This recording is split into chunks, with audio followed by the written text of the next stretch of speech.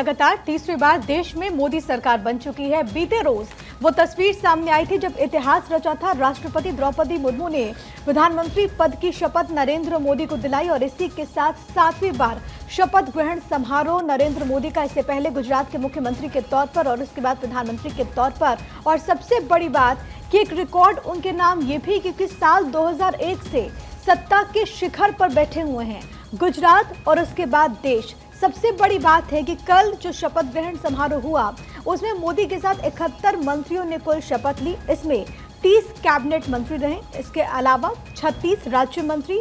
इसके अलावा अहम ये भी क्योंकि इस दौरान 5 स्वतंत्र प्रभार को भी यहाँ पर पद और गोपनीयता की शपथ दिलाई गई है। कई सारे पुराने चेहरे जिनको रिपीट किया गया, अगर आप देखें तो राजनाथ, अमित शाह, जेपी नड्डा की एक बार फिर से वापसी हुई है। ये भी बहुत ज्यादा अहम हो जाता है क्योंकि मोदी 1.0 में वो केंद्रीय स्वास्थ्य मंत्री तो थे, लेकिन उसके बाद राष्ट्रीय अध्यक्ष के तौर पर जिम्मेदारी संभाल रहे थे, लेकिन अब एक बार फिर से उनकी वापसी हुई है। इसके अलावा कई सारे एक्स चीफ मिनिस्टर्स जो कि इस नए कैबिनेट में शामिल होंगे। इसमें आप शिवराज सिंह चौहान को ले लीजिए, आप मनोहर लाल को ले लीजिए, आप जीतन राम मांझी को ले लीजिए, आप इसमें एचडी कुमारस्वामी को ले लीजिए। ये तमाम वो चेहरे जो कि पहले एक राज्य की जिम्मेदारी बतौर मुख्यमंत्री संभाल चुके हैं, उनको भी इस कैबिनेट में इंडक्ट किया गया। अगर हम अलग अलग राज्यों की बात करें तो अलग अलग राज्यों का प्रतिनिधित्व देखने को मिलता है। सबसे अधिक यूपी के चेहरों को इस नई टीम में जगह दी गई, कुल उनकी संख्या 11 हो जाती है। इसके बाद बिहार का नंबर आता है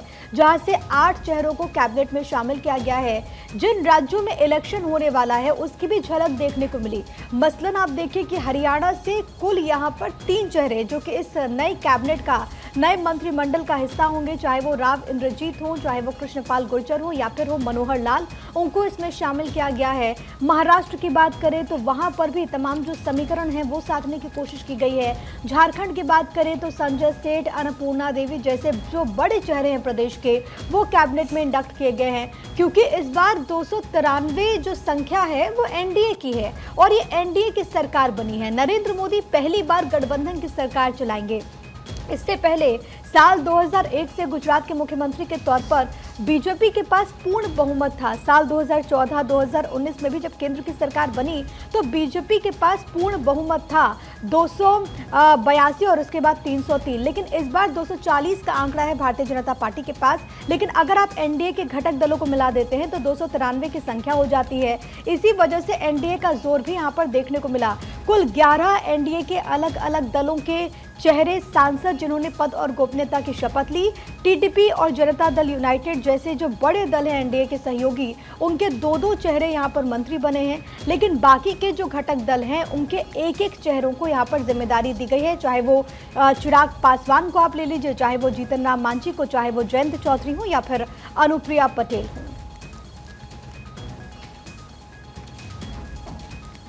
इस बीच बढ़ते खबरों में आगे अगली खबर मेघालय से। मेघालय में महसूस किए गए भूकंप के झटके और रिक्टर स्केल पर भूकंप की तीव्रता अगर बताई जाए तो 3.3 बताई जा रही है। फिलहाल बड़ी खबर मेघालय से, जहां पर जान माल के नुकसान की कोई खबर फिलहाल नहीं मिल रही है, लेकिन भूकंप के झटके महसूस किए गए हैं। अभी सेंटर कहाँ रहा ये भी ज़्यादा जानकारी सामने नहीं आई है, लेकिन फिलहाल 3.3 भूकंप की तीव्रता रही। तो जानमाल के नुकसान की कोई खबर नहीं है। रिक्टर स्केल पर भूकंप की तीव्रता 3.3 मापी गई है। बड़ी खबर मेघालय से, जहां महसूस किए गए भूकंप के झटके और रिक्टर स्केल पर तीव्रता 3.3 मापी गई है। हालांकि जानमाल के नुकसान की कोई खबर नहीं है। सेंटर कहां रहा भूकंप का, भी फिलहाल उसकी जानकारी भी सामने नहीं आई है। आगे बढ़ेंगे, एक और बड़ी खबर आपको बताएंगे। T20 वर्ल्ड कप भारत की शानदार जीत हुई है। भारत ने पाकिस्तान को 6 रन से हराया है। भारत ने दिया था 120 रनों का लक्ष्य। ऐसे में रोमांचक मुकाबले में भारत की शानदार जीत हुई है। पाकिस्तान 113 रन पर ही सिमट कर रह गया।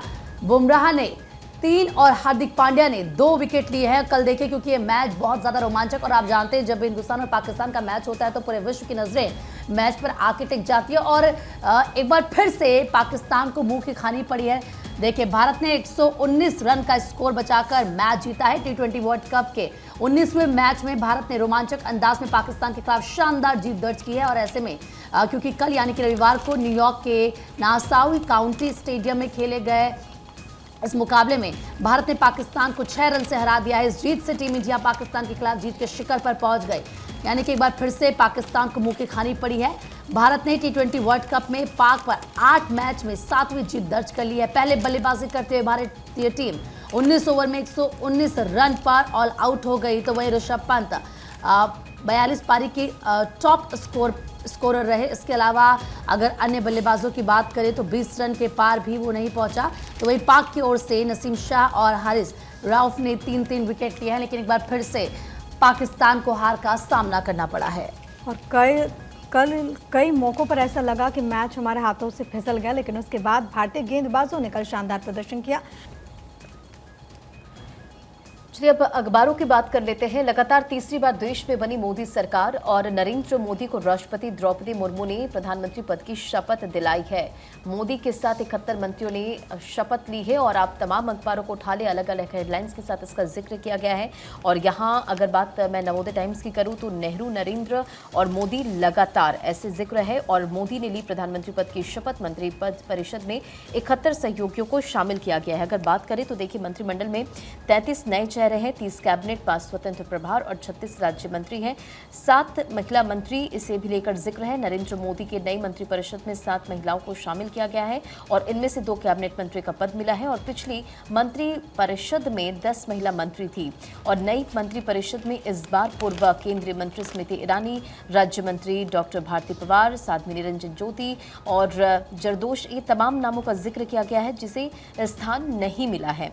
तो देखिए फिर से जिसे स्थान मिला, अगर उसका जिक्र करें तो मनसुख मांडविया, जितेंद्र सिंह, धर्मेंद्र प्रधान, हरदीप पुरी, किरण रिजिजू, राजनाथ सिंह, अमित शाह, ये तमाम वो नाम हैं। साथ ही साथ दिल्ली से हर्ष की जगह हर्ष को मिली है।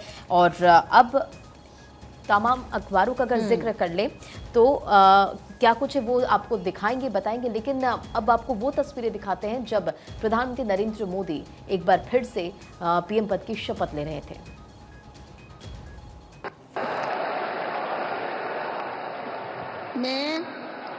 मैं नरेंद्र दामोदर दास मोदी ईश्वर की शपथ लेता हूं कि मैं विधि द्वारा स्थापित भारत के संविधान के प्रति सच्ची श्रद्धा और निष्ठा रखूंगा। मैं भारत की प्रभुता और अखंडता अक्षुण्ण रखूंगा।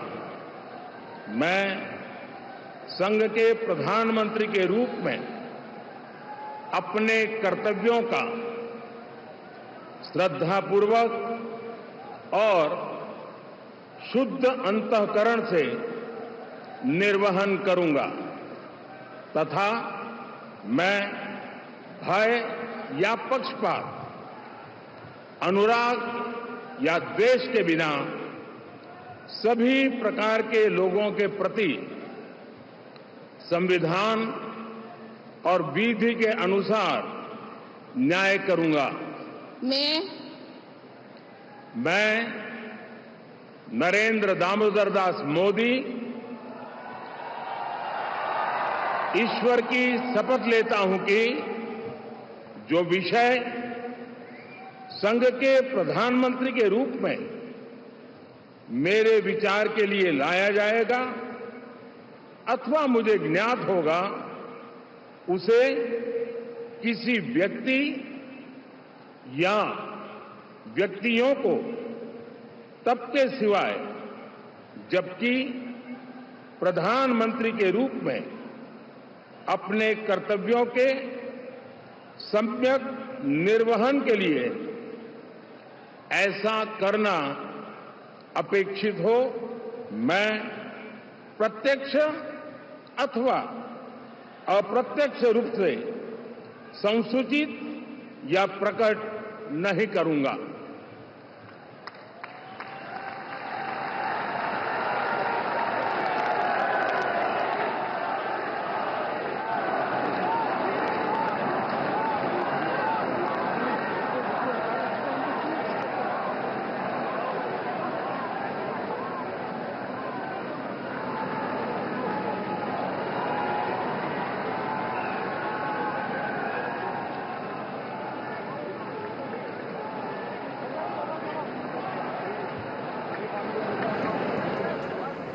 तो प्रधानमंत्री नरेंद्र मोदी जब एक बार फिर से यानी कि तीसरी बार कल शपथ ले रहे थे, ये उस वक्त की तस्वीरें हैं और ये गौरवान्वित करने वाली तस्वीर क्योंकि कल पूरे विश्व की नजरें यहाँ पर टिकी हुई थी और वो तस्वीरें बेहद खास क्योंकि एक बार फिर से नरेंद्र मोदी की सरकार बनी है एनडीए 3.0।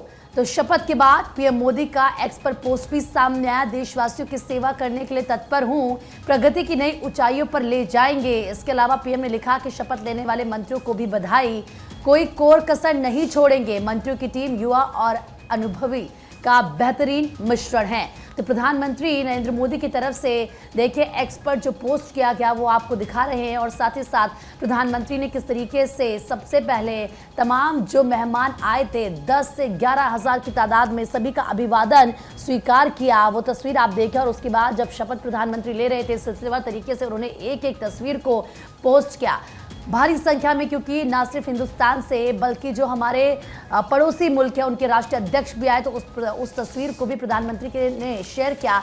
और ना सिर्फ वीआईपी बल्कि हर एक जो कैटेगरी के लोग हैं, हर एक वर्ग के लोग हैं वो भी कल यहाँ पर आए, उनको बुलाया गया, श्रमिक मजदूर, जिसने सबका ध्यान एक बार फिर से प्रधानमंत्री के विजन पर खींचा कि देखिए प्रधानमंत्री कहते हैं कि सबको साथ लेकर चलेंगे। और प्रिया कल ये वही तस्वीर नजर आई फिर से। बिल्कुल, कामगारों से लेकर कलाकारों तक की धूम वहाँ पर देखने को मिली। और सबसे बड़ी बात है क्योंकि इस नई टीम में पुराने जो सिपह सालार रहे हैं नरेंद्र मोदी के, आपको वो नजर भी आए। मोदी सरकार में राजनाथ सिंह फिर बने नंबर 2, मोदी के बाद दूसरे स्थान पर उन्होंने शपथ ली।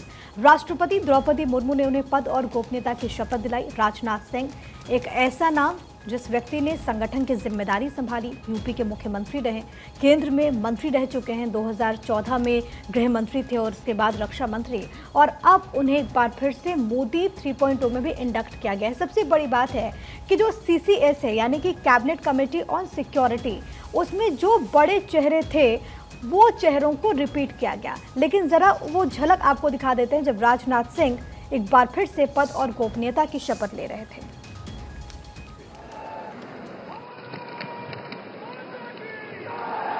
मैं राजनाथ सिंह ईश्वर की शपथ लेता हूं कि मैं विधि द्वारा स्थापित भारत के संविधान के प्रति सच्ची श्रद्धा और निष्ठा रखूंगा। मैं भारत की प्रभुता और अखंडता अक्षुण्ण रखूंगा। मैं संघ के मंत्री के रूप में। तो देखिए रक्षा मंत्री राजनाथ सिंह को आप सुन रहे थे जो कि शपथ लेते हुए नजर आए, और इसके सिवाय गृह मंत्री अमित शाह और साथ साथ में नितिन गडकरी ने भी पद और गोपनीयता की शपथ ली। मोदी कैबिनेट के सीनियर मंत्री होंगे शाह और गडकरी, उन दोनों के द्वारा भी शपथ ली गई। उसकी तस्वीरें भी हम आपको दिखा रहे हैं और वो पल भी आपको दिखाते हैं।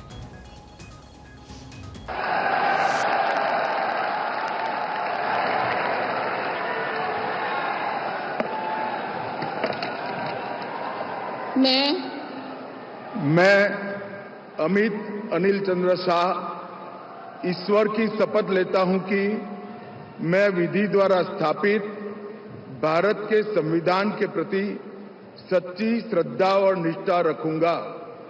मैं भारत की प्रभुता और अखंडता अक्षुण्ण रखूंगा। मैं संघ के मंत्री के रूप में अपने कर्तव्यों का श्रद्धापूर्वक और शुद्ध अंतःकरण से निर्वहन करूंगा तथा मैं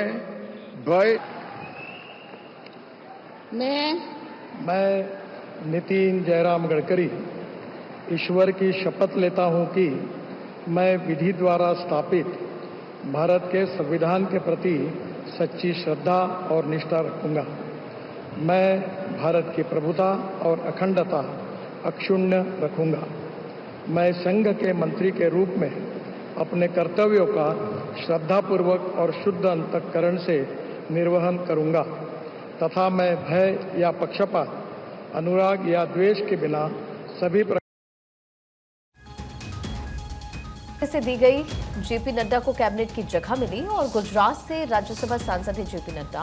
बीजेपी के अध्यक्ष पद की उन्होंने जिम्मेदारी से अब उन्हें मुक्त कर दिया गया है। तो बीजेपी के राष्ट्रीय अध्यक्ष पद पर रहे जिम्मेदारी आगे क्योंकि अभी जिम्मेदारी है, लेकिन अब कैबिनेट में क्योंकि उनको जगह दी गई है, उनको कौन सा मंत्रालय दिया जाएगा ये देखना होगा। लेकिन कल जब उन्होंने शपथ ली तो सबकी नजरें वहां पर टिक गई। देखिए वो पला।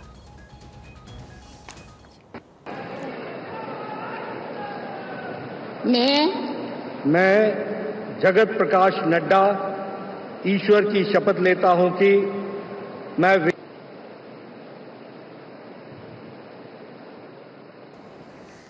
तो जब जेपी नड्डा ने शपथ ली उस वक्त की तस्वीरें हमने आपको दिखाई, तो वहीं मध्य प्रदेश के विदिशा से सांसद शिवराज सिंह चौहान और हरियाणा के पूर्व मुख्यमंत्री और करनाल से सांसद मनोहर लाल ने भी कल शपथ ली। मोदी कैबिनेट में बड़े विभाग की उनको जिम्मेदारी मिल सकती है। और कल क्योंकि जब वो शपथ ले रहे थे तो जाहिर सी बात है एक अच्छा खासा एक्सपीरियंस दोनों के पास है राज्य को चलाने का।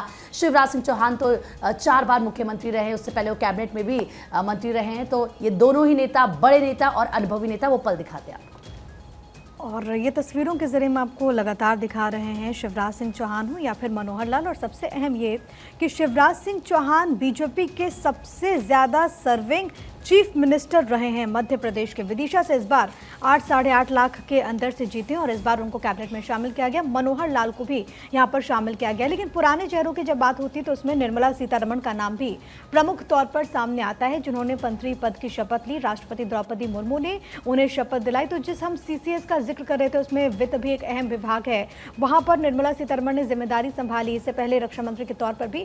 लेकिन अब देखना होगा कि जब विभागों का बंटवारा होता है तो आखिरकार निर्मला सीतारमण को क्या मिलता है। वर्तमान में वो राज्यसभा की सांसद हैं। इससे पहले आपको याद होगा कि लोकसभा चुनाव लड़ने से वित्त मंत्री निर्मला सीतारमण ने इनकार कर दिया था, लेकिन उसके बाद उनको एक बार फिर से कैबिनेट में इंडक्ट किया गया है। पूरा सामंजस्य नजर आता है, हर समीकरण को साधा गया है।